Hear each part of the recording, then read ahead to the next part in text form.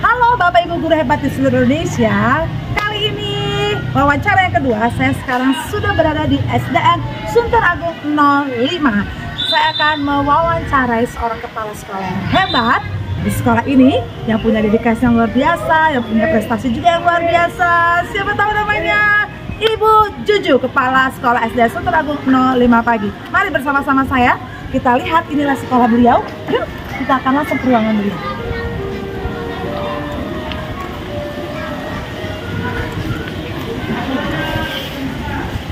Semangat pagi. Halo Bapak Ibu guru hebat di seluruh Indonesia. Kembali bersama saya dengan Elsa Nita Thomasau dari SDN Sunter Agung 13 pagi, calon guru penggerak angkatan ke-9. Kali ini saya akan melakukan wawancara yang kedua. Saya bersama dengan ibu kepala sekolah yang sangat cantik dan yang pastinya mempunyai dedikasi yang luar biasa di sekolah Sunter Agung 05 pagi. Mari bersama-sama dengan saya akan perkenalkan kepala sekolah yang berikut ini. Assalamualaikum warahmatullahi wabarakatuh. Waalaikumsalam warahmatullahi wabarakatuh.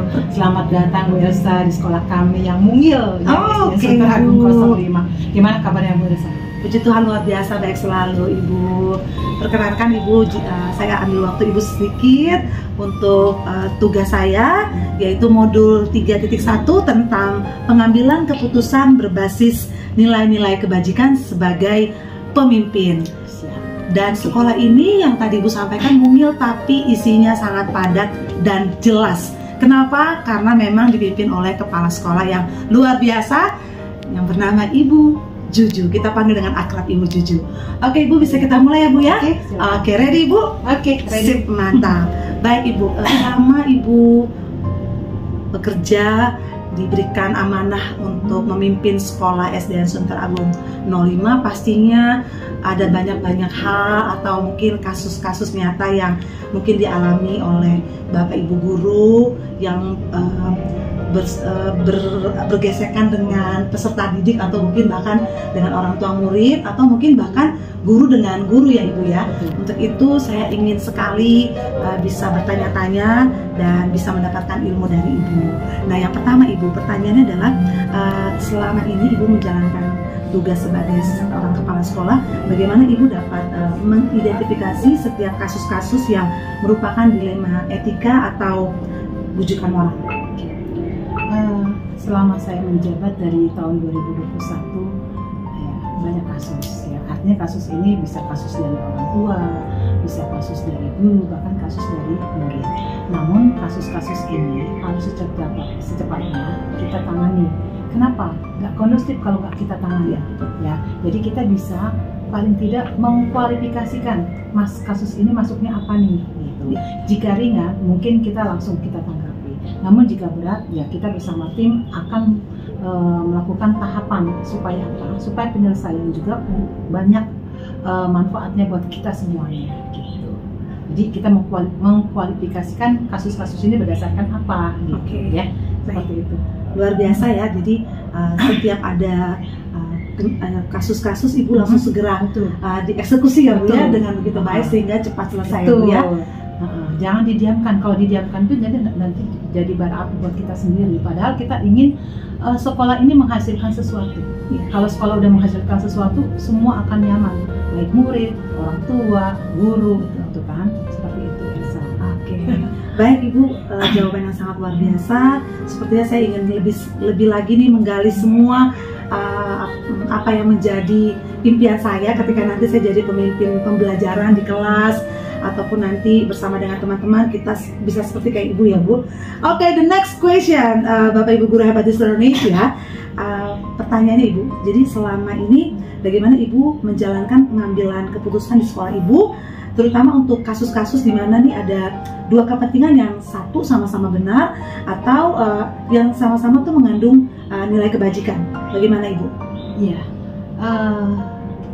dilema ya, dilema. Ketika kita mengalami dilema, paling tidak kita melakukan beberapa tahapan ya. Kita melihat kasusnya dulu, kasusnya seperti apa, terus kita Setelah kita tahu kasusnya, kita cari paling tidak bukti-buktinya apa sih yang harus kita ini. Terus kita investigasikan lagi apa sih untuk kasus ini permasalahannya, apa kita kaitkan nanti dengan berbagai pihak, dimusyawarahkan, intinya seperti itu. Nah, hasil nanti di musyawarah nanti kita akan mendapatkan yang terbaik. Terbaik ini artinya bermanfaat enggak yang kita keluarkan keputusannya ini. Ketika kita banyak bermanfaatnya buat sekolah, ya, maka kita ambil keputusannya ini bersama. Jadi kita ajak secara personal, secara psikologis terhadap kasus itu sendiri, maupun secara sosiologisnya. Jadi kita ajak musyawarah ini, sehingga menghasilkan sesuatu yang bermanfaat baik buat yang punya kasus maupun kita buat sekolah. Jadi seperti itu, ya. Jadi kita ada pendekatan-pendekatan itu. Karena kita nggak bisa yang ini langsung plak nggak bisa, tapi kita harus bermusyawarah dengan tim yang ada. Ya, itu setelah tim ada, kita musyawarah, kita ambil kebermanfaatannya dan kita ambil yang terbaiknya sehingga kasus ini minimalisir, dia bisa apa ya? Bisa keluar yang bermanfaat gitu ya. Jadi permasalahannya dituntaskan. Walaupun memang kadang-kadang nggak sesuai ini, tapi paling nggak minimal sedikit disederhanakan. Betul sekali ya. Ya, luar biasa ya setiap pertanyaan Ibu Juju. Saya yakin pasti dari pertanyaan-pertanyaan Ibu sudah sangat paham sekali dengan karakter guru-guru di sini ya Bu ya. Sehingga tadi Ibu mampu untuk meminim ya Bu ya setiap masalah-masalah sehingga jadi bermanfaat bagi banyak orang. Kan setiap ini misalnya dari segi guru deh. Ya, kita harus tahu psikologis guru ini, ya kan, secara personal. Ya, jadi ketika dia punya masalah, jadi kita bisa tahu, oh, cara saya sama guru ini tuh seperti ini. Ya. Jadi kita paling nggak pendekatan dulu. Ya. Jadi seperti we are family ya. Betul. Begitu juga murid. Murid juga sama. Ketika kita punya permasalahan murid sebenarnya ringan ya. Namun ya tadi anak ini butuh apa ya? Butuh pendekatan secara apa ya, kalau kita seorang tua. Karena saya selalu katakan pada orang tua, ketika sudah masuk ke suatu lembaga, kami itu orang tua loh, orang tuamu kedua secara keimanan. Jadi Bapak Ibu izinkan kami sebagai orang tua, suka nggak suka, mau nggak mau, kami sebagai orang tua ingin membimbing, mendidik anak ini lebih baik lagi. Jadi kalau urusan sekolah biarkan kami yang mendidik, tapi ketika di rumah silakan deh Bapak Ibu yang mendidik orang anaknya, tapi kita di sekolah biar kami. Jadi tidak ada ikut campur yang signifikan. Karena apa? Anak punya masalah di sekolah, ya kan itu tanggung jawab kami. Selagi masalah itu di sekolah, tapi kalau masalahnya di rumah, ya kita kolaborasi lah, gitu. Seperti itu. Jadi semuanya banyak kebermanfaatannya kalau kasus-kasus itu. Dan dalam agama kami, artinya gini, di dalam kesulitan pasti ada kemudahan. Setuju, ya kan? Betul. Di Elsa juga sama kan? Segala sesuatu kesulitan pasti ada jalan keluarnya. Begitu dengan para guru, para murid, ya. Apalagi kita ada pendekatan tuh, mudah-mudahan semua oke. Yang penting hati kita tulus ya Bu ya. Iya, betul. Tulus. Yang penting kita tulus. Oke. Tidak menjas ya. Nggak boleh kita menjas. Oh, kamu nggak ada menjas. Betul sekali. Luar biasa nih Bapak Ibu guru hebat di Indonesia, bahwa memang Ibu Juju ini mempunyai passion, mempunyai hati memang untuk melayani setiap guru-guru dan melayani setiap anak-anak yang memang anak-anak ini adalah anak-anak kita ya. Anak-anak kita. Keren sekali. Oke Ibu, kita lanjut the next question, pertanyaan yang ketiga. Seru nih bicara dengan Ibu ya, luar biasa. Baik Ibu, pertanyaan ketiga adalah bagaimana langkah-langkah seorang ibu kepala sekolah di SDN Sultan Agung 05 atau prosedur apa yang biasanya Ibu lakukan selama ini? Yang pertama itu biasanya tadi kasusnya ini apa, ringan apa berat gitu. Ya. Ketika kita udah tahu kasusnya seperti ini, kita dari bukti-buktinya, kita harus bisa untuk menentukan jalan keluarnya. Nah, setelah kita bukti itu sudah ada, paling tidak kita menginvestigasikan seperti apa sih langkah ini terhadap kasus ini. Terus kita musyawarah dengan tim. Kami selalu dengan tim ada ya. Kita kolaborasikan bagaimana sih menghadapi ini ya. Sehingga dari awal kita dapat kasus, terus kita cari bukti, terus investigasi, kita musyawarahkan, kita ambil jalan keluar yang terbaik. Nah, disitulah letaknya hasilnya. Karena tidak bisa kita membuat orang menyenangkan banget ya, tapi paling tidak ada penyelesaian yang nggak terlalu nggak terlalu membebani dia harus yang seperti apa, tapi yang jelas ada penyelesaian yang membuat kita lebih baik lagi ya gitu. Kan kita semuanya ingin baik, ya kan? Ya. Guru baik, siswa baik, orang tua baik, sehingga hasil produknya juga the best, gitu kan? Ya, seperti itu. Jadi masalah itu ya tadi kita cari dulu buktinya, ya, gitu kan? Terus kita musyawarahkan, kita adakan pendekatan lagi, sehingga langkah-langkah yang tadi kita sudah lakukan hasilnya juga bisa bagus. Betul sekali. Nanti kalau saya simpulkan juga dari pertanyaan ini, Ibu menggabungkan seluruh stakeholder sekolah ini ya, untuk sama-sama mempunyai misi untuk kita ini, sekolah kita ini walaupun ada kasus ringan atau besar tapi semuanya bisa dimusyawarahkan. Bahkan kita bisa panggil ya, kalau kita misalnya nggak mampu ahlinya, kita panggil ahlinya. Ya, kita bisa bekerja sama dengan yang ahlinya tadi yang di luar tadi ya, bisa. Betul, masih bisa bermusyawarah dengan pihak-pihak yang lain ya Bu ya. Betul. Oke, keren sekali Ibu. Sangat puas dengan jawaban Ibu. Masih ingin menggali lagi nih Ibu pertanyaan yang keempat. Nah, di dalam setiap kasus ini pastinya ada saja hal-hal yang mungkin memang Ibu anggap efektif untuk dalam pengambilan keputusan dilema etika ini. Jadi menurut Ibu ini apa saja Ibu hal-hal yang memang Ibu sangat efektif untuk mengambil keputusan tersebut? Ya, dilema etika ya. Memang apalagi sekarang anak-anak yang punya prestasi ya, guru-guru dan kita seperti guru penggerak, anak-anak yang berprestasi. Ini memang kita butuh khusus ya. Ketika kita mengalami dilema ini, paling tidak saya selalu memberikan arahan, boleh kamu berprestasi dulu, tapi dengan catatan di dalam pun anak ini harus prestasi. Kalau dia guru, ya kan? Kamu cari prestasi kamu karena kamu karir, tetapi ayo buktikan juga ke anak kamu pun bisa berprestasi terhadap anak yang kamu didik. Jadi saya minta ya tadi balance, kamu prestasi di luar, anak pun harus juga prestasi gitu. Dan siswa juga kami juga ada siswa kami yang prestasi di luar bulu tangkis, namun ke sekolah itu jarang. Artinya ya tadi kami ingin oke lah kamu prestasi, tapi belajar tetap diutamakan. Makanya kami kadang-kadang kasih tugas secara online gitu ya kan, tetap dilaksanakan, namun prestasi tetap jalan gitu. Kami suka target, pokoknya kamu mau tanding apa nih, paling tidak ada prestasi yang kamu tunjukkan bahwa sekolah, bahwa kamu bukan hanya pintar di bidang ini, tapi pendidikan pun harus balance. Maka tetap tugas-tugas apapun kamu kerjakan. Seperti itu. Jadi ini yang kita dalami terhadap baik dari segi guru maupun dari segi murid. Oke, jadi Ibu memang memberikan support ya bagi guru-guru yang memang bisa berprestasi baik di luar, sehingga mereka memberikan kontribusi untuk sekolah ya Bu, berprestasi membawa nama sekolah yang baik. Karena kita nggak bisa mencegah ya anak-anak prestasi ini, guru-guru prestasi kita nggak bisa mencegah. Ya, bagaimanapun mantap. Bagaimanapun kita nggak bisa menghambat karir guru yang beginian.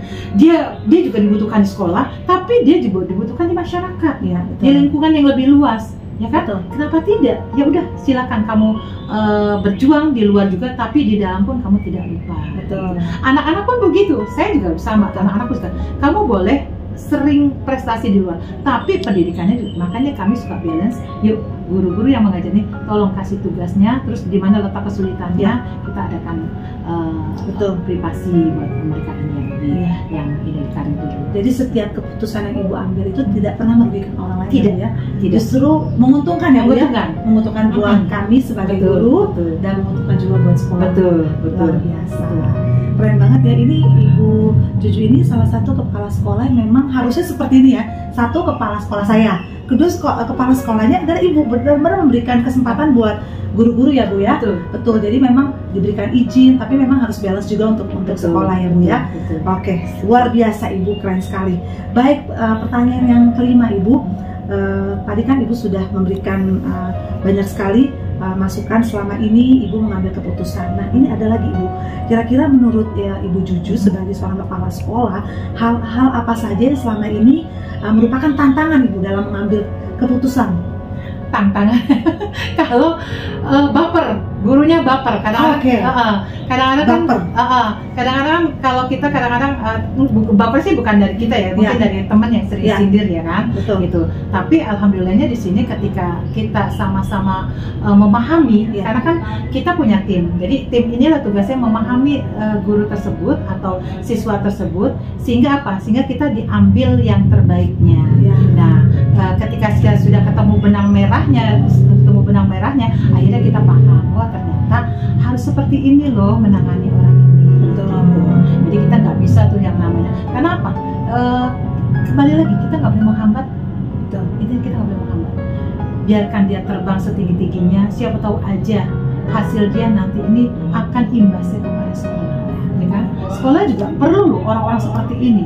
Dan negara pun perlu orang-orang ini, ya kan? Betul. Sehingga apa? Sehingga bukan hanya membawa nama sekolah, tapi juga membawa nama negara. Ini yang kita inginkan. Setuju Ibu. Nah, berarti memang nilai-nilai kebajikan yang Ibu ambil ini memang sangat berpengaruh ya Bu ya. Betul. Dengan kebijakan sekolah dan yang pastinya selalu menguntungkan untuk sekolah. Betul. Mungkin dasarnya di sekolah, tapi dengan nilai-nilai yang kita tanamkan ini, sehingga dia bisa merambah ke depan, sehingga menjadi sesuatu entah itu pejabat yang baik. Tapi balik lagi kan dasarnya dari sekolah. Jadi ini bukan benar atau salah ya Bu ya? Betul.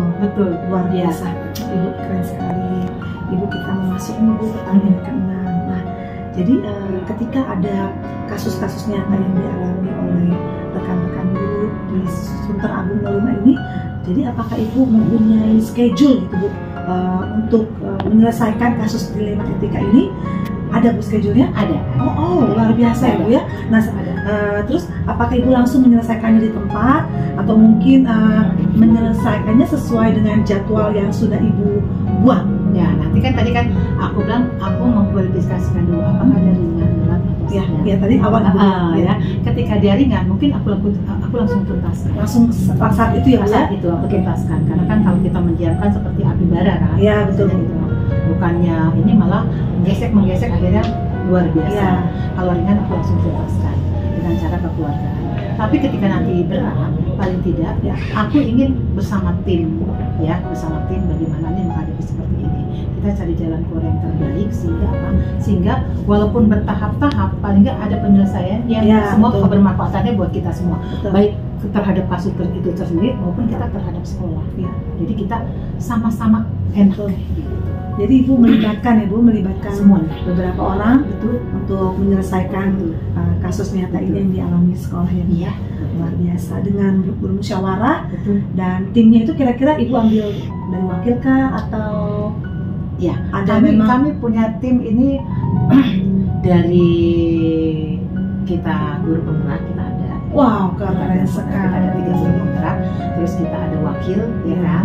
Terus kita juga punya komite yang luar biasa. Jadi komite ini kalau seperti orang tua ya gitu, Jadi kita punya tim ini bagaimana terhadap ini. Jadi hasilnya benar-benar memuaskan sekali.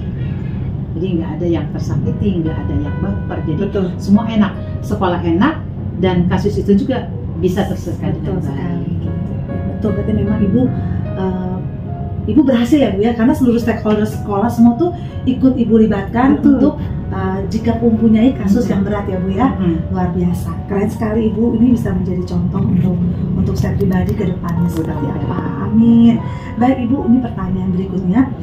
Adakah Ibu seseorang atau mungkin faktor-faktor yang selama ini mempermudah atau membantu Ibu dalam pengambilan keputusan-keputusan kasus dilema etika ini?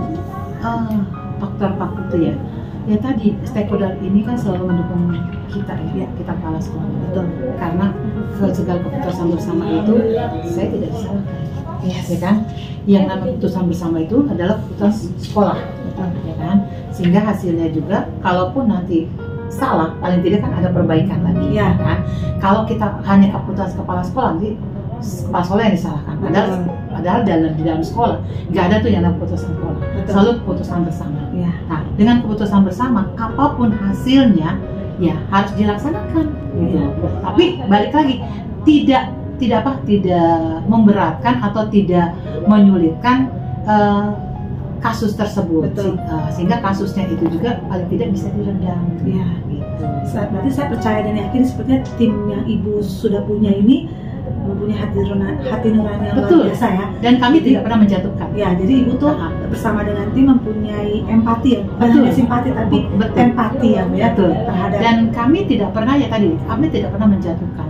Justru kami bangun, kamu maunya apa, ya kan? Terus apa yang bisa kamu berikan kepada sekolah dan apa yang kita bisa berikan kepada kasus tersebut, orang tersebut. Jadi kita sama-sama balance, tidak ada sakit menyakitin. Yuk sama-sama kita membangun, baik membangun di sekolah maupun di luar sekolah itu kan sama. Yang penting masih jalurnya adalah kebaikan. Ya, setuju Ibu. Jadi selain pun guru juga diuntungkan, kepala sekolah juga jadi bahagia, pastinya semua ini kita lakukan semuanya berpusat kepada peserta didik ya, Bu, betul. Karena nanti yang dibawa pasti dan mana sih? Oh iya. Jadi meminat juga masyarakat ya. Kembali masuk ke SDN Suterangun 05. Kita tetap dibawa sekolah-sekolah juga. Ya kan, kalau di luarnya ada uang pasti iya, karena kalau kita bertemu orang ngajar di mana, sekolah di mana, gitu ya, baik kita guru atau menarik minat ya. Betul sekali. Ya, biasanya kalau kepala sekolah yang bijak pasti kalau ditanya sekolah mana, itu kepala sekolahnya keren loh, bagus loh. Dan itu salah satunya ada di Ibu. Keren sekali. Dan Bapak Ibu guru hebat di seluruh Indonesia, kita tiba di penghujung pertanyaan yang terakhir. Ini sepertinya sangat-sangat menarik sekali karena memang jawaban Ibu Juju ini keren dan luar biasa sekali. Nah Ibu, kesimpulan dari semua pertanyaan ini, dari semua hal yang memang Ibu sudah sampaikan, kira-kira menurut Ibu sebagai seorang pemimpin di SDN Suterangun 05 ini, belajar apa Ibu yang Ibu bisa petik dari pengalaman Ibu dalam mengambil keputusan dilema etika? Selagi masih hidup, pasti ada permasalahan. Betul sekali. Setuju. Dan tergantung permasalahan itu ringan, sedang, apa berat ya. Kita harus hadapi dengan kepala dingin, ya kan. Semua diajak bicara. Itu bukan hanya kita pribadi, semua diajak bicara. Ketika sudah sampai ke titik temu, ya, kita ambil keputusan bersama. Sehingga tidak ada yang dirugikan. Yang jelas tidak ada yang dirugikan. Kita semua membahas permasalahan dengan hati nurani. Sehingga semua permasalahan ketika kita dengan hati nurani akan terselesaikan dengan sendirinya. Nggak ada yang sulit. Di dalam kesulitan ada kemudahan. Tidak seperti itu. Ya. Jadi jangan takut terhadap kesulitan. Pasti ada kemudahan. Dan terhadap guru saya pun ketika dia menemui kesulitan, pasti ada kemudahan. Ada jalan keluarnya. Cuma ya tadi, kita harus bicara.